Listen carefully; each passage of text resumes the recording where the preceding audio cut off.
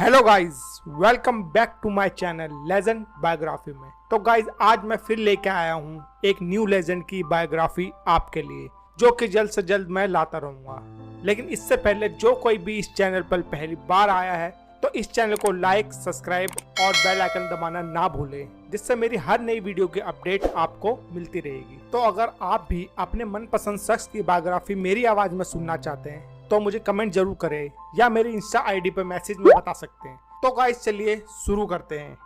Guys, आप में से कई लोग भगवान पे यकीन करते होंगे और कई लोग नहीं, पर आज जिनकी स्टोरी मैं लेके आया हूँ उनकी स्टोरी सुन के शायद आप भी भगवान पे यकीन करने लगेंगे। जी हाँ दोस्तों, पंडित धीरेन्द्र शास्त्री के बारे में आपने वैसे तो सुना होगा, पर आज हम आपको इनकी लाइफ के बारे में शुरू से बताएंगे कि इनका बचपन कैसा रहा और कैसे इनके ऊपर बजरंगबली की कृपा हुई।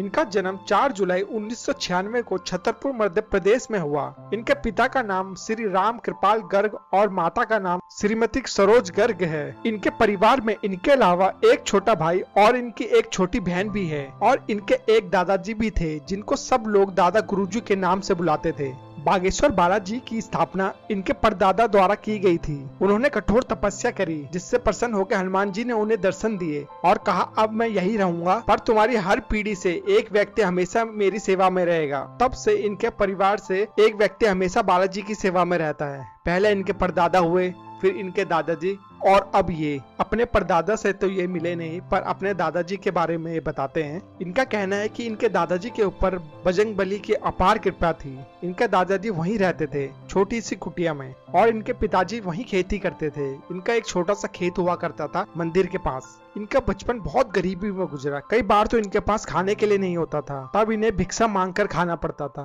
त्योहारों पे जहाँ बाकी लोग खुशियां मनाते थे, पर इनके परिवार में खाने के लिए भी नहीं होता था। परिवार के बड़े बेटे होने के नाते इनको बहुत बुरा लगता था जब ये अपने छोटे बहन भाइयों को देखते थे कि कैसे वो फटे पुराने कपड़े पहनकर अपना जीवन व्यतीत कर रहे हैं। जब ये थोड़े समझदार हुए, घर की परिस्थितियों को देखकर इनका मन बहुत उदास हो जाता था। तब गांव के लोग आके इनसे कहते, तुम्हारा दादाजी के ऊपर तो भगवान की अपार कृपा है, तो वो तुम्हारा भला क्यों नहीं करते। लोगों की बात इनको थोड़ी सही भी लगी। वैसे तो इनके दादाजी इनसे बहुत प्रेम करते थे और इनका भी अपने दादाजी के प्रति बहुत ज्यादा लगाव था। इनके पूरे परिवार में ताऊ चाचा के बच्चे मिलाकर 10 बच्चे थे, पर इन सब बच्चों में से वो सबसे ज्यादा प्यार इन्हीं को करते थे और बचपन से उनकी एक आदत थी, वो अपनी जूठी चाय बस इन्हीं को पिलाया करते थे।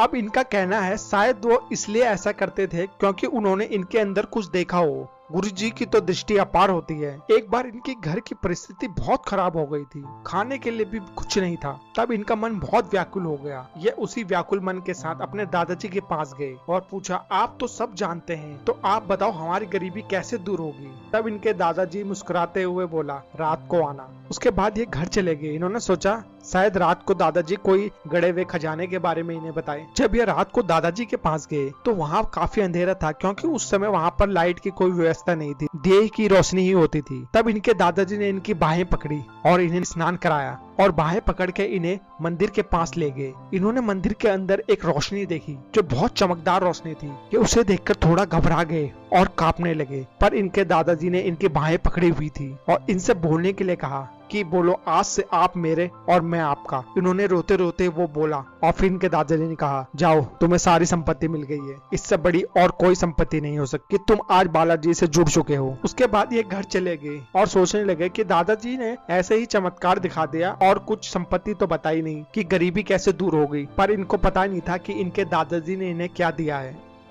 कुछ टाइम बाद जब ये किसी भी लोगों से मिलते, तब इनको सामने वाले व्यक्ति की मन की बात पहले ही पता लग जाती कि वो क्या बोलने वाला है। पहले तो इनको कुछ समझ नहीं आया, पर जब सामने वाला व्यक्ति वही बात इनको बताता तो इनको लगता ये तो मुझे पहले ही पता था। इन्होंने अपने दादा गुरुजी को इसके बारे में बताया। उन्होंने इनसे हनुमान चालीसा और भक्ति करने को कहा। उसके कुछ समय बाद इनके दादाजी का काशीवास हो गया। इनको दादाजी के जाने का काफी सदमा लगा। जैसे कि इनके परिवार में रीति चली आ रही थी कि इनके परिवार से एक व्यक्ति बालाजी की सेवा में रहेगा, तो अपने दादाजी के गुजर जाने के बाद बालाजी की सेवा की जिम्मेवारी इन्होंने ली, लेकर बागेश्वर धाम में ही रहने लगे। उसके बाद कई लोग इनसे मिलने आते और अपनी समस्या बताते। बालाजी की कृपा से ये सबकी समस्याओं का समाधान भी करते। धीरे धीरे इनकी प्रसिद्धि बढ़ने लगी लोगों के बीच। एक बार ये कहीं कथा करने गए हुए थे। इन्हें वापस घर आने के लिए ट्रेन पकड़नी थी, पर रास्ते में किसी ने इनके पैसे चोरी कर लिए। तब ये बिना टिकट के ही ट्रेन में चढ़ गए और टीटी ने इन्हें पकड़ लिया। टीटी ने बोला